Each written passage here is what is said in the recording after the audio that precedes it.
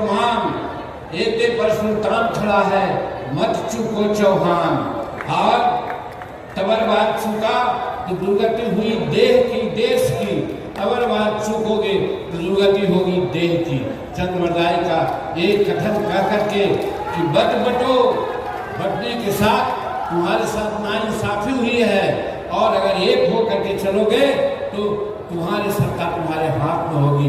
यही कह करके अध्यक्ष और टेकाली विधायक डॉक्टर अनिल कुमार जी, पार्टी की सम्मानित विधायक बाराचट्टी श्रीमती ज्योति। नमस्कार, मैं पंकज कुमार। 2025 बिहार में चुनावी वर्ष है। ऐसे में हम पार्टी की ओर से पटना के गांधी मैदान में दलित समागम रैली का आयोजन किया गया है। इसमें अनुसूचित जाति में वर्गीकरण आयोग का गठन, पदोन्नति में आरक्षण जैसी मांगे हैं।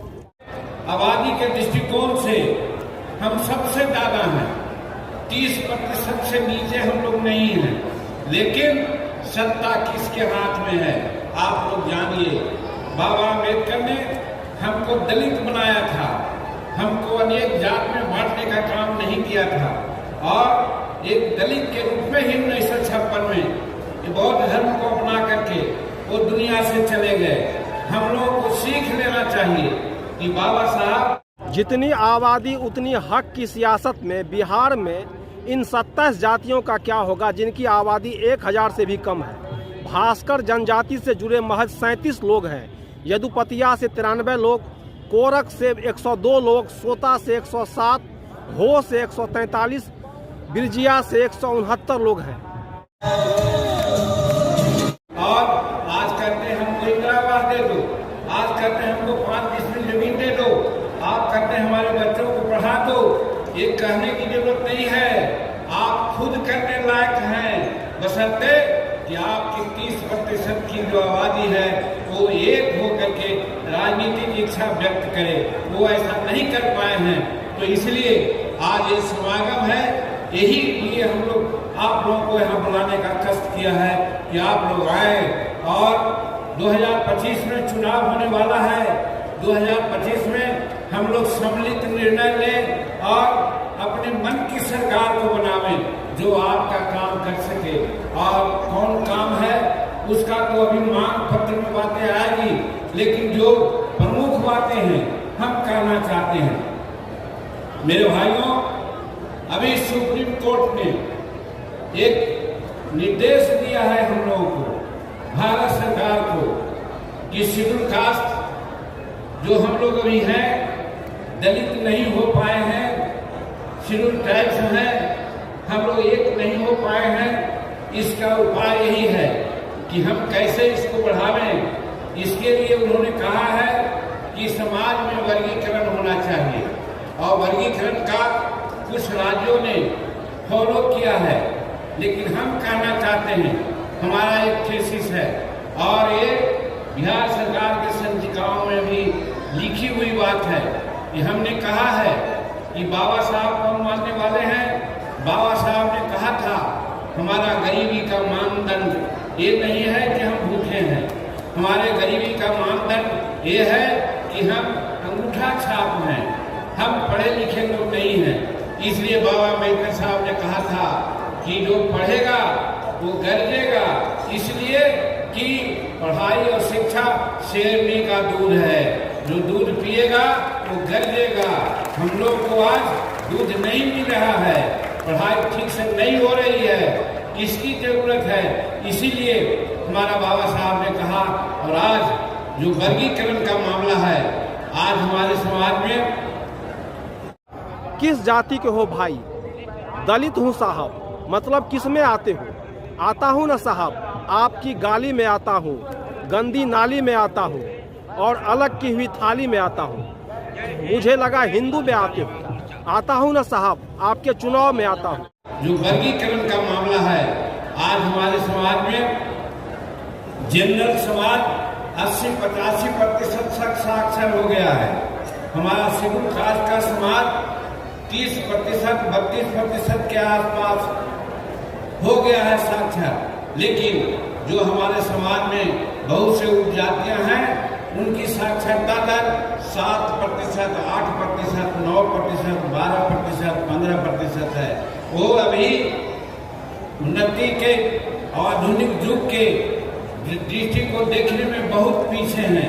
इसलिए हमारी मानना है और ये हम समझते हैं सुप्रीम कोर्ट का निर्देश भी है कि हमारे शेड्यूल कास्ट में, दलित में वर्गीकरण होना चाहिए शैक्षणिक आधार पर। हम तो करना चाहते हैं कि जब हमारा 32% शैक्षणिक आधार है तो 20% मान लीजिए कि जो 20% तक जो समाज साक्षर है और उससे नीचे है उसको एक कैटेगरी में रखिए और उसका जितना लोग है उसकी जो प्रतिशत है वो प्रतिशत को जोड़ करके आप अलग करके उसको आरक्षण दीजिए तो हमारा विकास हो सकता है। ये सुप्रीम कोर्ट का निर्देश है और इसीलिए हम कहना चाहते हैं कि हमारा वर्गीकरण होना चाहिए। आप जानते हैं हम सेंट्रल मिनिस्टर हैं, सेंट्रल कैबिनेट में ये बात आई थी। हमने प्रधानमंत्री के सामने भी ये बात की चर्चा की थी कि हमारे बहुत लोग ऐसे हैं जो कम हैं, बहुत लोग ऐसे हैं जो पढ़े लिखे नहीं हैं। आखिर 78 साल आजादी को हो गए तो कब ये आगे बढ़ेंगे। इसलिए महोदय वर्गीकरण तो कीजिए ही और वर्गीकरण का आधार आप शैक्षणिक आधार बनाइए। जो 20% या उससे नीचे जिसकी साक्षरता दर है, जिस समाज का है, सबको एक कैटेगरी में रख करके उसकी जनसंख्या के आलोक में आप आरक्षण दीजिए, हम आगे बढ़ जाएंगे। और 20% से ऊपर जिनकी साक्षरता दर है उनकी जनसंख्या के आलोक में उनको आप आरक्षण दे दीजिए, वो भी आगे बढ़ेंगे। हम दोनों की हिमायती हैं। तो आज हम लोग यही संकल्प लेने के लिए आए हैं।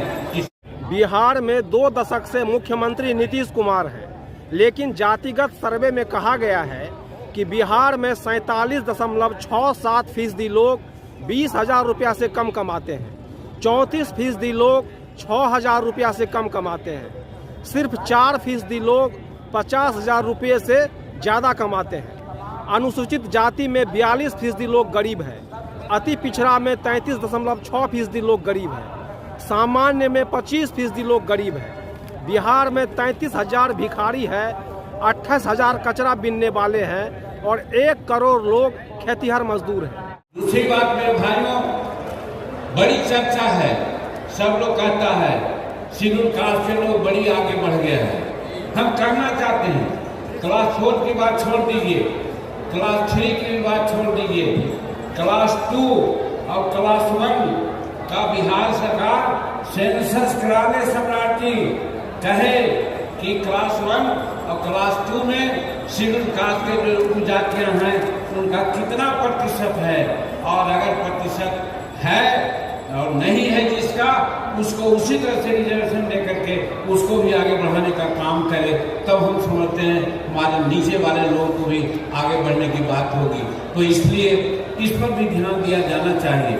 हम यहाँ हमारे जब हम 18 जाति की बात करते हैं तो केंद्र में सफाई कर्मचारी आयोग है, अन्य राज्यों में भी है, लेकिन बिहार में क्यों नहीं है सफाई कर्मचारी आयोग। हम मुख्यमंत्री थे, मसौदा हम लाने का काम किया था, वो मसौदा कहाँ रखा गया हम कहना चाहते हैं। माननीय मुख्यमंत्री जी सुन रहे होंगे, नहीं तो उनको सुनाएगा लोग कि राज्य में अन्य राज्यों की भांति, केंद्र सरकार की भांति सफाई कर्मचारी आयोग का गठन किया जाए। ये आज इस सनातन समागम की मांग है, ये हम कहना चाहते हैं। नीति आयोग के अनुसार बिहार का हर दूसरा व्यक्ति गरीब है। राज्य में कुल आबादी के 1.57% लोगों के पास ही सरकारी नौकरी है। सामान्य वर्ग में 3.19% और पिछड़ा वर्ग में 1.75% सरकारी नौकरी पेशा वाले हैं। बिहार में कुल आबादी में 67.54% गृहिणी और विद्यार्थी हैं। 63,840 परिवार के पास छत नहीं है और 39 लाख परिवार झोपड़ी में रहती है। 13.07 करोड़ की आबादी में 98.63 लोगों के पास कंप्यूटर लैपटॉप नहीं है। 5 डिसमिल जमीन हमारे सरकार के लोगों को आप दीजिए, बाकी जमीन का पर्चा दीजिए और बिहार सरकार उस तर्ज पर जैसे केंद्र सरकार और दूसरे राज्य के लोग बनाता है मकान, उस प्रकार का मकान बना के दीजिए। यहाँ मकान बनाने की जो तरीका है बहुत गलत तरीका है। एक कोठी बना देते हैं, 2 कोठी बना देते हैं, उससे काम नहीं चलता है। आप 2-3 कोठी बरामदा के साथ किचन दीजिए, शौचालय दीजिए। इस तरह का अगर आप बना के देते हैं अच्छा मकान जो आज 21वीं शताब्दी में हमारे रहने लायक है, तब समझा जाएगा कि आप दलितों के प्रति कुछ सोच रखते हैं। तो ये भारत सरकार से भी कहा है। बिहार में पिछले 3 दशक से दलितों पिछड़ों के रहनुमा सरकार में है, लेकिन दलित अभी भी 2 वक्त की रोटी के लिए पलायन को मजबूर है। दलितों का वोट लेकर इनके रहनुमा अपनी सत्ता मजबूत करते हैं। यहाँ कभी बच्चा लाल उन्मेष की कविता छिछले प्रश्न और गहरे उत्तर प्रासंगिक होगा। किस जाति के हो भाई? दलित हूँ साहब। मतलब किस में आते हो? आता हूँ न साहब, आपकी गाली में आता हूँ, गंदी नाली में आता हूँ और अलग की हुई थाली में आता हूँ। मुझे लगा हिंदू में आते हो। आता हूँ न साहब, आपके चुनाव में आता हूँ। क्या खाते हो भाई जो एक दलित खाता है? मतलब क्या क्या खाते हो? आपसे मार खाता हूँ, कर्ज का मार खाता हूँ, तंगी में नून तो कभी अचार खाता हूँ। नहीं, हमको लगा मुर्गा खाते हो। खाता हूँ ना साहब, आपके चुनाव में। क्या पीते हो जो एक दलित पीता है साहब? नहीं, मतलब क्या क्या पीते हो? छुआछूत का गम, टूटे अरमानों का दम, नंगी आँखों से देखा गया सारा भरम। मुझे लगा शराब पीते हो। पीता हूँ ना साहब, आपके चुनाव में। क्या मिला है भाई जो एक दलित को मिलता है? नहीं, मतलब क्या क्या मिला है? जिल्लत भरी जिंदगी, आपकी छोड़ी हुई गंदगी और 30 पर आपके जैसे परजीवियों की बंदगी साहब। मुझे लगा वादे मिले हैं। मिलता है ना साहब आपके चुनाव में। क्या किया है भाई जो एक दलित करता है? नहीं, मतलब क्या क्या किया है? तालाब में काम किया है, पसीना में तर सुबह शाम किया है, आते जाते ठाकुरों को सलाम किया है। अरे मुझे लगा कोई बड़ा काम किया है ना साहब, आपके चुनाव में प्रचार किया है। आपको पढ़ना पड़ेगा, आगे बढ़ना पड़ेगा और आपके बिना यह देश नहीं बढ़ सकता। देश का 20% आबादी आप हो और बिहार में भी आपकी आबादी लोग कहते थे 16% है, लेकिन जब नीतीश कुमार जी ने 2022 में आपका जातीय जनगणना किया तो 16 से बढ़कर दलित समाज 20% से अधिक पूरे प्रदेश में हो गया सर। और आप जान लीजिए साथियों, अभी हम 36 सीटों पर बिहार में चुनाव लड़ते हैं, दलित समाज के लोग लड़ते हैं, लेकिन जैसे ही आपका आरक्षण बढ़ेगा और 2029 का चुनाव आएगा तो आपको जानकर आश्चर्य होगा कि आज 36 लोग एमएलए होके आते हैं तो 70 लोग एमएलए बनकर दलित समाज से आने का काम करेंगे सर। और हम लोग जब सरकार में आए साथियों 28 जनवरी ये हम पार्टी की ओर से दलित समागम रैली किया गया है और जिसके अध्यक्ष संतोष कुमार सुमन हैं, जो बिहार सरकार में मंत्री हैं, और इनके पिता जीतन राम मांझी बिहार के भूतपूर्व मुख्यमंत्री रह चुके हैं और अभी वर्तमान में केंद्र सरकार के मंत्री हैं। बावजूद इसके जो इनके स्वजातीय हैं, इनके जाति से बिलोंग करती है, मुसहर जाति, उसकी स्थिति बिहार में सबसे गरीब जाति के रूप में। नीति आयोग कहती है बिहार का हर दूसरा व्यक्ति गरीब है और यहाँ पे विगत 3 दशक से पिछड़े गरीबों दलितों के रहनुमा सत्ता में है। बावजूद इसके अभी भी दलित महज 2 वक्त की रोटी के लिए पलायन को मजबूर है। उनके वोट का सत्ता सियासत सीढ़ी की तरह यूज करता है और वो जाति के नाम पे, दलित के नाम पे उनके वोटों का सिर्फ इस्तेमाल होता है सत्ता के लिए। आप देख रहे हैं पटना के गांधी मैदान से पंकज का संवाद।